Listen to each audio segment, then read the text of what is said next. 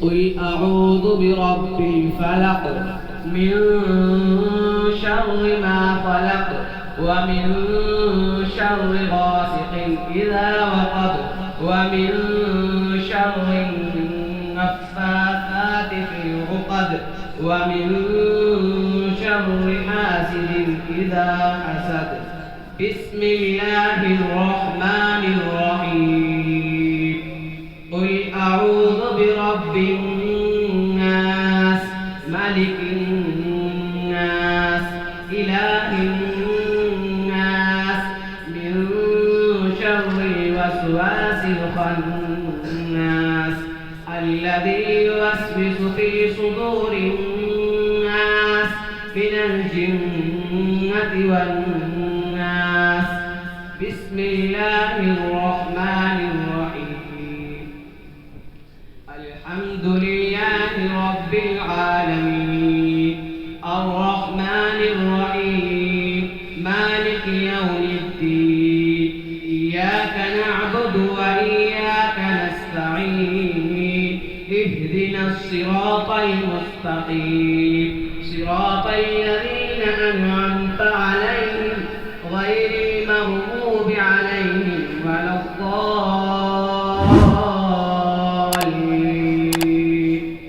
بسم الله الرحمن الرحيم. ألف لام ميم ذلك الكتاب لا ريب فيه هدى للمتقين الذين يؤمنون بالغيب ويقيمون الصلاة ومما رزقناهم ينفقون والذين يؤمنون بما أنزل إليك وما أنزل من قبلك وبالآخرة هم يوقنون أولئك على هدى من ربهم وأولئك هم المفلحون. صدق الله العظيم. آپ کے یہاں اس محلے میں جو یہ کام ہو رہا ہے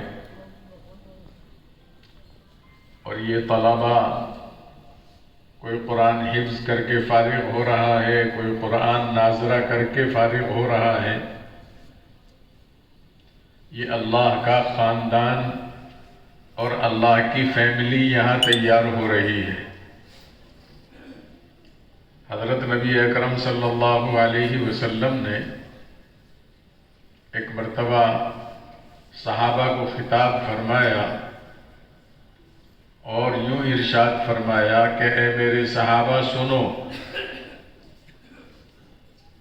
پھر ارشاد فرمایا کہ جس طرح سے تمہارے اپنے اہل و عیال، اپنا خاندان، اپنی فیملی ہوتی ہے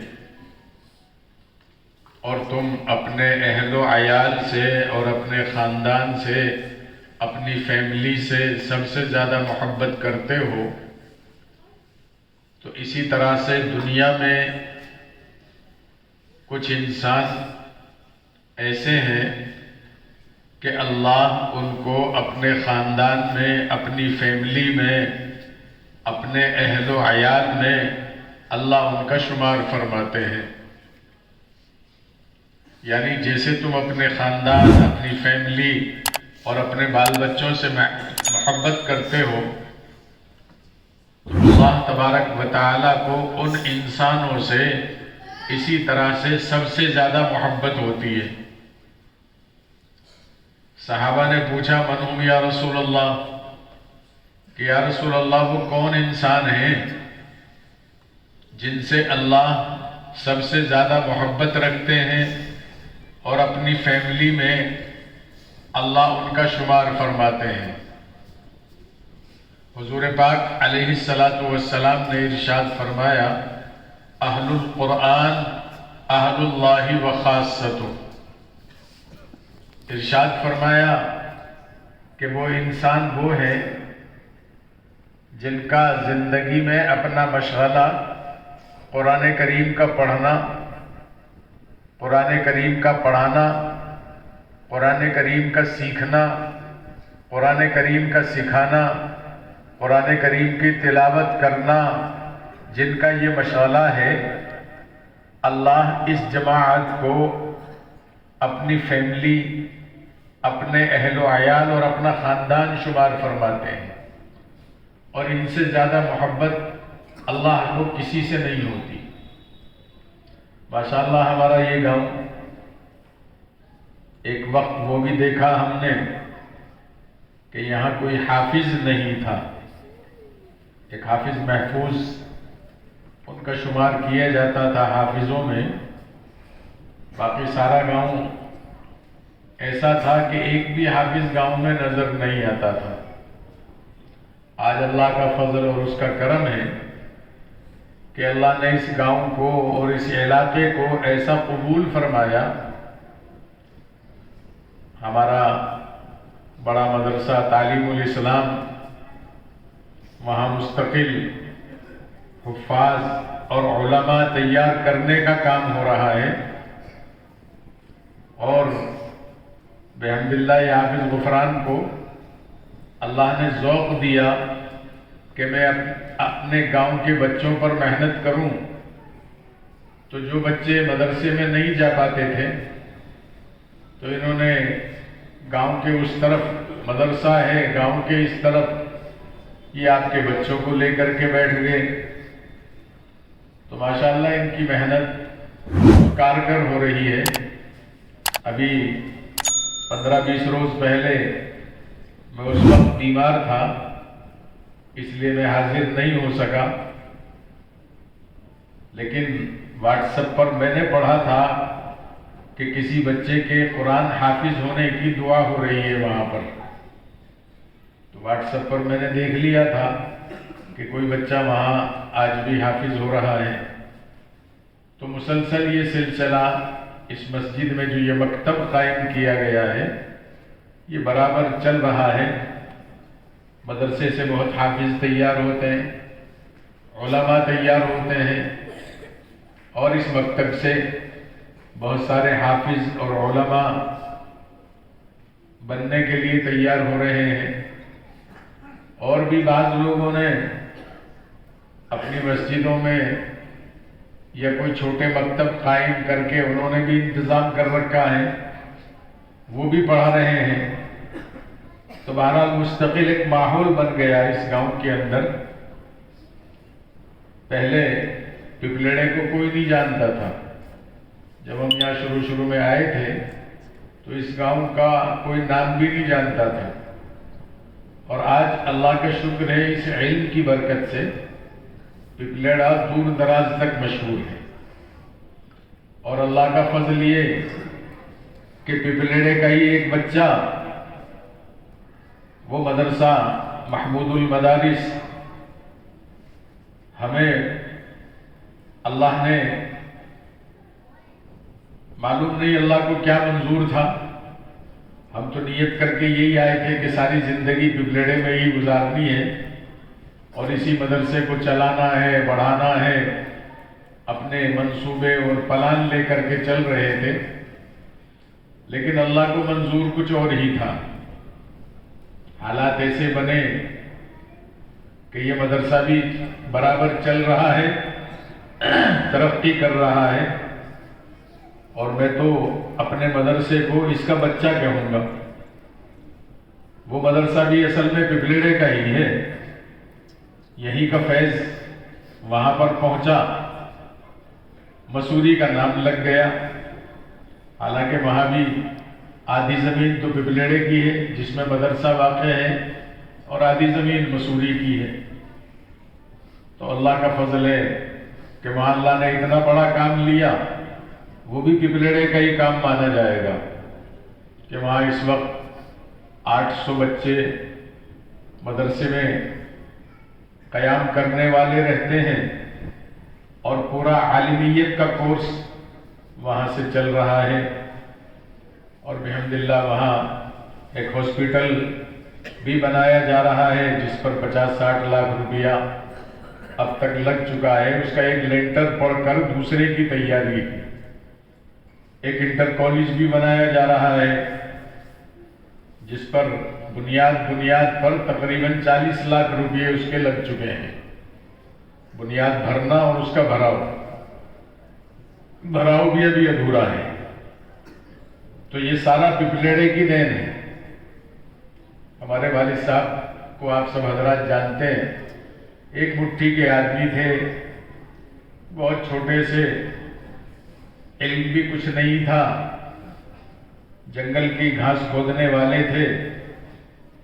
اللہ تبارک و تعالیٰ نے ان کے دل میں جذبہ پیدا کیا، کسی مدرسے مکتب میں انہوں نے پڑھنا لکھنا نہیں سیکھا، دن بھر اپنا کھیت کا اور جانوروں کو چارہ چرانے کا اس کام میں لگے رہتے تھے۔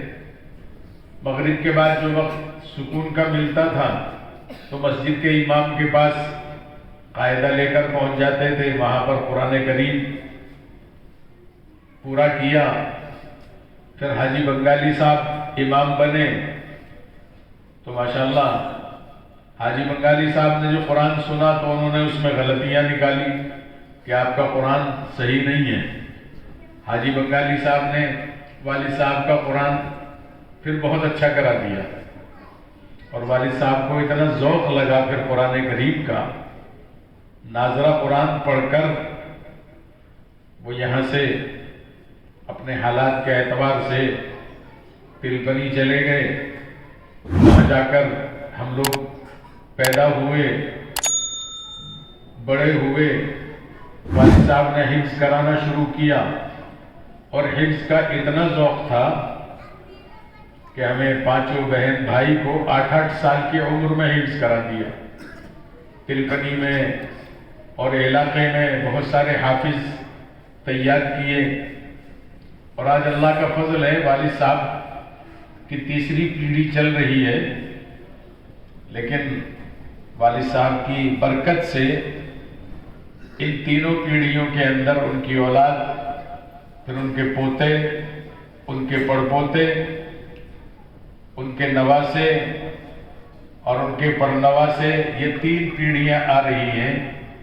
ان 3 پیڑھیوں کے اندر تقریباً 25 تو عالم ہیں، اور میرے خیال میں 50 حافظ ہیں۔ تو یہ تو اسے ایک خاندان کی بات بتلا رہا ہوں۔ یہ سارا پپلیڑے کا ہے، جو بھی ہے اللہ نے پپلیڑے کو اتنا مقبول کیا کہ ایک معمولی سا آدمی، کسان، وہ یہاں سے نکلا اور یہیں کے مدرسے میں پڑھاؤ، مسجد میں جو بھی امام پڑھاتے تھے اس مدرسے میں علم سیکھ کر کے وہ گئے، اور اللہ نے اس کی برکت سے آج پپلیڑے کو اتنا مقبول فرما لیا ہے کہ یہاں سینکڑوں کی تعداد میں، بلکہ میں تو یہ کہوں گا ہزاروں کی تعداد میں پپلیڑے کے مدرسے سے، مسوری کے مدرسے سے علماء اور حفاظ کی ایک بہت بڑی جماعت تیار ہو چکی ہے اور ہر سال ہوتی ہے۔ تو یہ اللہ کا بہت بڑا فضل ہے، آپ کو اس پر اللہ کا شکر ادا کرنا چاہیے کہ اللہ تو نے ہمارے گاؤں کو ایسا قبول فرما لیا کہ تیرا خاندان، تیری فیملی یہاں ہزاروں کی تعداد میں پیدا ہو چکی ہے، اور انشاءاللہ اللہ کی ذات سے امید ہے کہ قیامت تک یہ سلسلہ آپ کے اس گاؤں کا یہ پوری دنیا میں چلتا رہے گا۔ یہاں سے کیسے کیسے لوگ تیار ہوئے، مفتی طاہر صاحب کو آپ جانتے ہیں، اللہ کا فضل ہے، ایک ایسا ہیرا پیدا ہوا ہے کہ وہ اکیلا ہی آپ کے گاؤں کی نجات کے لیے کافی ہے۔ اللہ نے پپلیڑے کی برکت سے اس کو ایسا بنایا۔ وہ بیچارے جب میں آیا تھا، چوڑا پائچوں کا پائجامہ، نیلے آسمانی کلر کے گہرے کرتے، حاجی اقبال کے یہاں کھانا پکتا تھا، وہ اپنے سر پر دیگچی بھی اور ڈلیا بھی روٹیوں کی بچوں کے لیے اپنے سر کے اوپر لے جایا کرتے تھے، بہت سیدھے سادے۔ لیکن ہمیں کیا پتا تھا کہ یہ ہیرا بننے والا ہے ایسا کہ جس کا نام پوری دنیا میں روشن ہوگا۔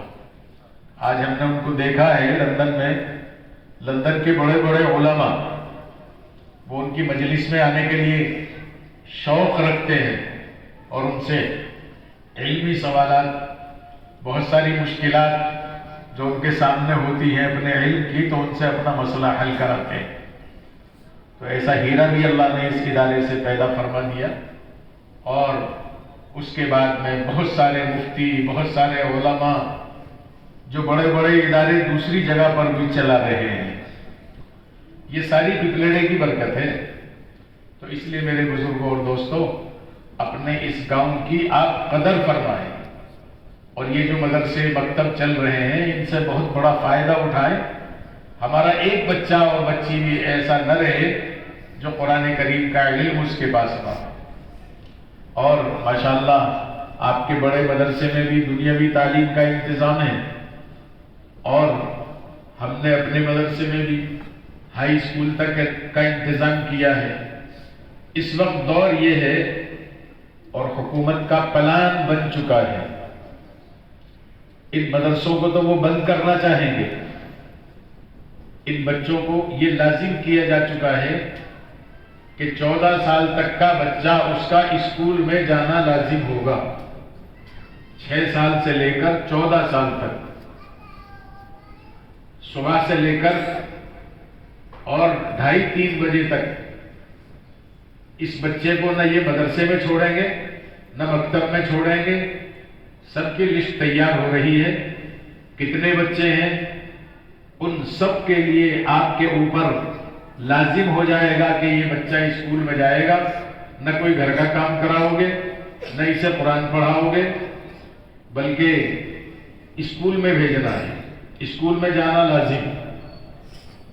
اس کے بعد اسکول کی تعلیم کے بعد جو وقت بچے گا، پھر وہ آپ سے کہیں گے کہ اب ان بچوں کو تم اپنا دین سکھاؤ، قرآن پڑھاؤ، جو چاہو وہ کراؤ.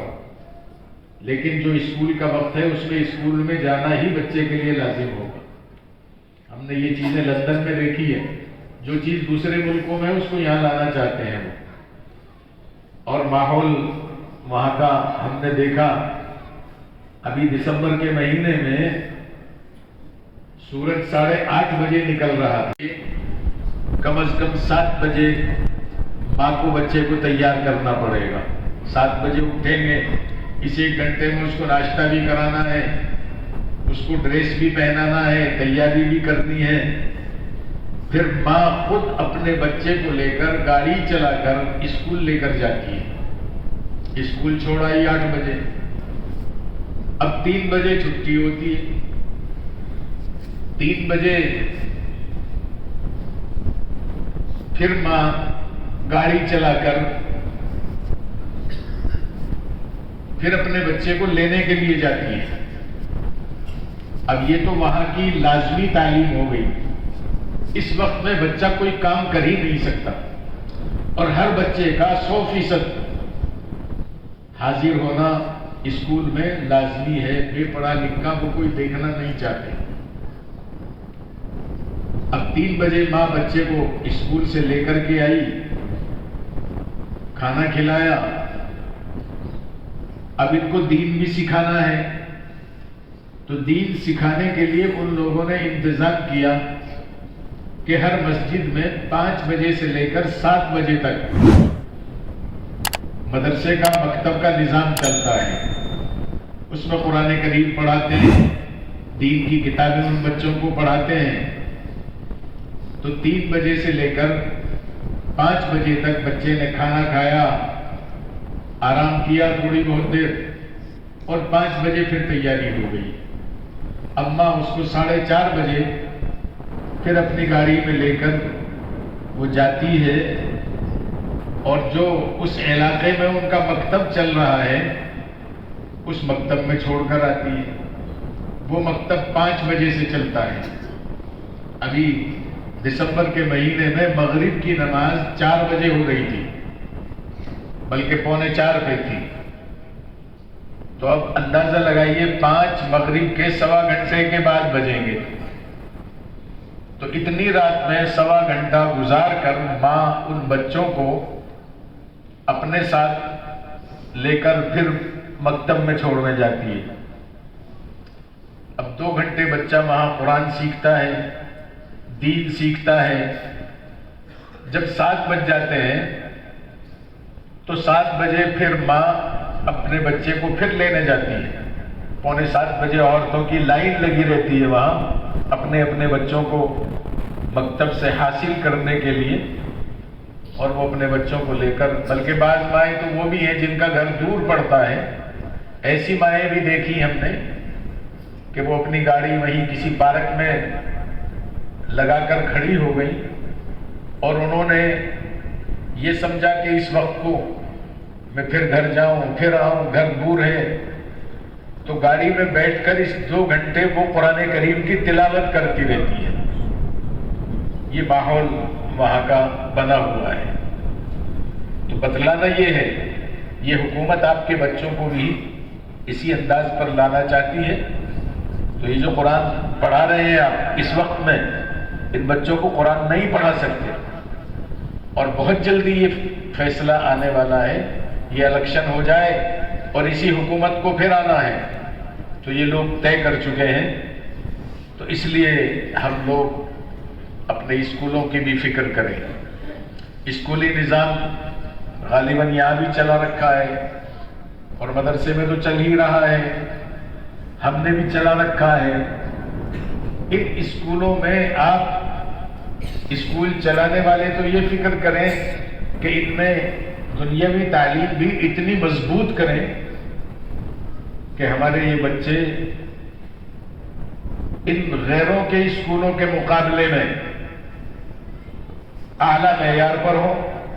ان کی ہندی، انگلش، میتھ، سائنس، یہ سارے علوم ان مدرسوں کے اسکولوں میں پڑھنے والے بچے یہ قرآن کے بھی ماہر ہوں. اور یہی بچے اگر ان کو انگلش اور میتھ اور سائنس میں لایا جائے تو ان اسکولوں کے مقابلے میں یہ اعلیٰ معیار پر اتریں. مقابلہ اگر کرایا جائے تو یہ بچے اعلیٰ معیار پر ہوں. تو اس طرح کا نظام ہمیں لے کر کے چلنا ہے، اور علماء کو اس کی فکر کرنی ہے. اور آپ لوگ یہ طے کریں کہ ہم جو فیس غازی آباد کے اچھے اسکول اور کالجوں میں دے رہے ہیں، وہ فیس ہم اپنے ان مدرسوں کے اسکولوں میں اس سے زیادہ دیں گے. مدرسوں کا تعاون بھی کریں گے اور فیس بھی اس سے زیادہ دیں گے. تو ایسا ماحول بنائیں گے، اور اس فکر کے ساتھ آپ اپنے مدرسوں کو لے کر کے چلیں گے تو ہمارے یہ بچے بچ سکتے ہیں. ورنہ یہ بچے ان کے ہاتھ میں جائیں گے، چھوٹے چھوٹے بچے ہوں گے. اور پہلے نصاب کورس جو ہوتا تھا وہ سیکولر ہوتا تھا. سیکولر کا مطلب یہ ہے کہ کسی مذہب کی کتاب کسی کورس میں داخل نہیں کی جا سکتی تھی. لیکن اب جو کورس بنا دیا گیا ہے وہ کورس ہندو دھرم کا کورس ہے. تو اب یہ بچہ ہمارا اسکول میں جا کر یہ ایمان والا نہیں رہے گا، اس کا عقیدہ یہیں سے خراب ہونا شروع ہو جائے گا. تو اس لیے اپنے بچوں کو بچانے کی ہمیں ضرورت ہے، اور اس فکر کی بہت سخت ضرورت ہے. ہمارے بڑے علماء اور اکابر اب اس وقت میدان میں اتر آئے ہیں، اور اس چیز کو انہوں نے علماء سے مطالبہ شروع کر دیا ہے. اپنے مدرسوں کے ساتھ اسکول قائم کریں تو یہ بچے تمہارے پاس رک سکتے ہیں اسکول کے ساتھ. ورنہ آپ کو ایک بچہ بھی صبح سے لے کر کے اور 3 بجے تک ایک بچہ بھی آپ کو ان مدرسوں میں، مکتبوں میں پڑھانے کے لیے نہیں ملے گا. تو اس لیے آپ حضرات اپنے اس مکتب کی قدر کریں. یہ طے کریں کہ ہم ہندی، انگلش، میتھ، حساب، ہمارے علاقے کے جو پرائمری اسکول ہیں، اگر ہمارے بچے مقابلے پر جائیں تو یہ بچے ان سے ممتاز ہوں گے اور ان سے اعلیٰ معیار پر یہ جواب دیں گے. اس طرح دنیا کا بھی اب فکر کریں، اس کے بغیر گزارا نہیں ہے. اور اپنے مدرسے میں بھی جو اسکول چل رہا ہے 8ویں تک ہے، 10ویں تک وہاں بھی ذمہ داروں سے درخواست کریں، اور وہاں کوئی کمیٹی کے ممبر یہاں موجود ہو تو ان سے بھی میں درخواست کر رہا ہوں کہ کہ اپنے اسکولی معیار کو مضبوط بنائیں. جیسے مدرسہ قرآن کی تعلیم کے اعتبار سے مضبوط ہے تو آپ کے اسکول کی تعلیم بھی مضبوط ہو. ان کو اگر پرائیویٹ یا سرکاری کسی ہائی اسکول کے مقابلے میں ان کا مقابلہ کرایا جائے تو یہ طلباء ان سے ممتاز ہوں اور ان سے اعلیٰ ہوں.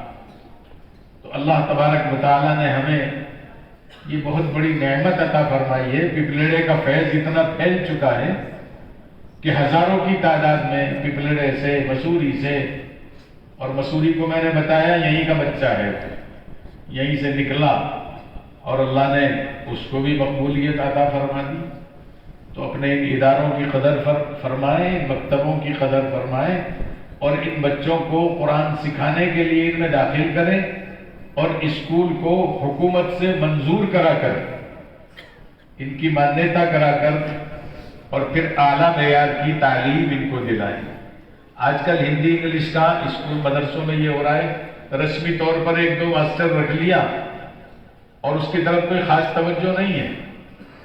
تو میں ذمہ داروں کی توجہ اس طرف دلانا چاہتا ہوں کہ اس کو بھی اپنا ایک اہم جز بنائیں اور رسمی طور پر اس تعلیم کو نہ دلائیں بلکہ اس کا پورا حق ادا ہونا چاہیے. اگر آپ لوگ اس ملک میں عزت کے ساتھ جینا چاہتے ہو اور اپنی تعلیم کی سربلندی چاہتے ہو تو اس وقت ہمیں یہ طریقہ اپنانا ہوگا اور ان بچوں کی ہم حفاظت کر سکتے ہیں.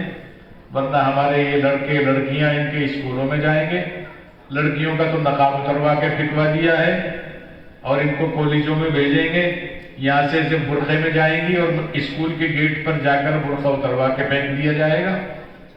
اور اس طرح سے جو کورس ہے اس کورس میں ان کے عقائد خراب کیے جائیں گے. تو اس لیے اپنی نسلوں کی حفاظت کے لیے ان مدرسوں کی اور مدرسوں میں اسکولوں کا چلانا اور اس کی حفاظت کی بہت سخت ضرورت ہے. اللہ تبارک و تعالی ہمارے اس گاؤں کو مزید قبولیت عطا فرمائے اور پورے علاقے کو اللہ قبول فرمائے. یہاں علماء اور حفاظ اور گریجویٹ اور اعلیٰ سے اعلیٰ ڈگری والے جو دنیا میں بھی اعلیٰ منصب اور عہدوں پر فائز ہوں، اللہ ایسے افراد ان اداروں سے تیار کرائے اور اللہ خوب خوب ترقی عطا فرمائے. تو ایک چھوٹا سا مکتب آپ کا چل رہا ہے تو ماشاءاللہ اس میں کام ہو رہا ہے، تو محلے والے جڑ کر اس کو بھی چلانے کی فکر کریں کہ اسے بھی ہمیں اچھے معیار پر لے جانا ہے. تو بہرحال یہ حافظ غفران کی کڑھن ہے، اس کڑھن کے نتیجے میں یہ بچے قرآن والے بن گئے، ورنہ یوں ہی گھومتے پھرتے. یہاں سے حافظ بھی تیار ہو رہے ہیں. اللہ ان بچوں کو سب کو عالم با عمل بنائے اور ہر اعتبار سے اللہ ان کو دینی دنیاوی ترقیات عطا فرمائے. بس یہ چند باتیں آپ حضرات کو بطور مشورے کے عرض کرنی تھی. اللہ ہم سب کو عمل کی توفیق عطا فرمائے. دعا فرما لیجیے. اللهم صل على سيدنا ومولانا محمد وعلى آل سيدنا ومولانا محمد وعلى آله وصحبه وبارك وسلم. الله لا إله إلا هو الحي القيوم وعنت الوجوه للحي القيوم. لا إله إلا أنت سبحانك إني كنت من الظالمين. ربنا ظلمنا أنفسنا وإن لم تغفر لنا وترحمنا لنكونن من الخاسرين. ربنا آتنا في الدنيا حسنة وفي الآخرة حسنة وقنا عذاب النار. ربنا لا تزغ قلوبنا بعد إذ هديتنا وهب لنا من لدنك رحمة إنك أنت الوهاب. اے اللہ تو ہماری سب خطاؤں کو معاف فرما، تمام گناہوں اور لغزشوں کو معاف فرما. اے اللہ بھول کر یا جان کر ظاہرہ یا باطنہ جو بھی خطائیں ہوئی ہیں سب کو محض اپنے فضل و کرم سے معاف فرما. اے اللہ جو بھی مسلمان پریشان حال ہیں سب کی پریشانیوں کو دور فرما. تمام بیماروں کو صحت کاملہ عطا فرما. تمام محتاجوں کی حاجت کو پورا فرما. غریبوں کی غربت کو دور فرما. مقروضوں کے قرضوں کی ادائیگی کی غیب سے شکلیں پیدا فرما. اے اللہ ہر قسم کے آفات اور فتنوں سے ہم سب کی حفاظت فرما. تمام مدارس اسلامیہ مکاتب قرآنیہ کی حفاظت فرما۔ اے اللہ دینی جماعت اور جمعیتوں کی حفاظت فرما۔ دارالعلوم دیوبند، مظاہر علوم سہارنپور کی حفاظت فرما۔ اے اللہ تمام مراکز کی حفاظت فرما۔ اے اللہ ہر قسم کے شر اور فتنوں سے ہماری پوری حفاظت فرما۔ اے اللہ اس مکتب کو دن دونی رات چوگنی ترقی عطا فرما۔ اے اللہ یہاں سے جو بچے تیرے دین کی تعلیم حاصل کر رہے ہیں، قرآن سیکھ رہے ہیں، اے اللہ ان بچوں کو عالم با عمل بنا۔ اے اللہ دین کی دن دونی رات چوگنی ترقی عطا فرما۔ اے اللہ ان کی ترقیات کے لیے غیب سے انتظام فرما، ان کی تمام ضروریات کو پورا فرما، تمام پریشانیوں کو حل فرما، تمام رکاوٹوں کو دور فرما، ہر قسم کے شر اور فتنوں سے ان کی حفاظت فرما، پڑھنے پڑھانے والوں کی حفاظت فرما۔ اے اللہ ہمیں علم نافع عطا فرما، عمل صالح عطا فرما۔ اے اللہ علم پر عمل کی توفیق نصیب فرما۔ اے اللہ یہ بچہ جس نے تیرے کلام کو حفظ پورا کیا ہے، اے اللہ اپنے کلام کو اس بچے کے دل اور دماغ میں ثابت و راسخ فرما۔ یہ بچیاں اور بچے جنہوں نے قرآن کریم ناظرہ پڑھا ہے، اے اللہ تو اپنے کلام کی محبت اور عظمت ان کے قلوب میں پیدا فرما، ہم سب کے قلوب میں پیدا فرما۔ اے اللہ ان بچوں کو بھی حفظ کی توفیق عطا فرما۔ اے اللہ ہر قسم کے علم سے انہیں مزین فرما۔ اے اللہ جو حضرات اس ختم قرآن کی مجلس میں دعا کے لیے تشریف لائے ہیں اور اپنے دلوں میں بہت ساری مراد اور ضرورتیں لے کر کے آئے ہیں، اے اللہ ان کی مراد اور ضرورتوں سے آپ واقف ہیں۔ اے اللہ سب کی ضرورتوں کو غیب سے پورا فرما۔ ان میں جو بیمار ہیں یا متعلقین میں جو بیمار ہیں، اے اللہ ہماری اس بستی میں جو بھی بیمار ہیں، اے اللہ سب کو شفاء کلی اور صحت کاملہ عطا فرما۔ اے اللہ جو ایمان والے اس دنیا سے رخصت ہو گئے، خاص طور پر ہماری اس بستی کے لوگ، اے اللہ ان سب کی قبروں کو نور سے منور فرما، سب کی مغفرت فرما، سب کو جنت میں اعلیٰ مقام عطا فرما۔ اے اللہ اس بچے کے خاندان میں جو بھی مرحومین ہیں، اے اللہ اس بچے کے کلام پاک کے ختم کی برکت سے ان سب کی مغفرت فرما، ان کو اعلیٰ علیین میں مقام عطا فرما۔ اے اللہ اس مکتب کو ہر شر اور فتنے سے محفوظ فرما، اخلاص کے ساتھ کام کرنے کی توفیق عطا فرما۔